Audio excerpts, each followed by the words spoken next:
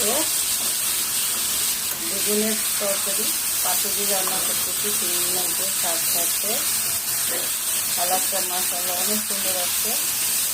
তো যাই হোক, তো ভালো করে কষানো হচ্ছে, হয়ে গেছে অলরেডি। একটু পানি দিয়ে দিলাম।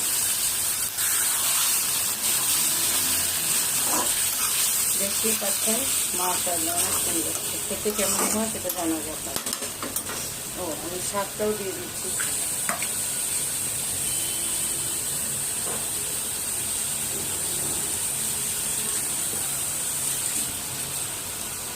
অবশ্যই অবশ্যই কষানোটা ঠিক মতন করতে হবে, তাহলে কি হবে, খেতেও ভালো লাগবে।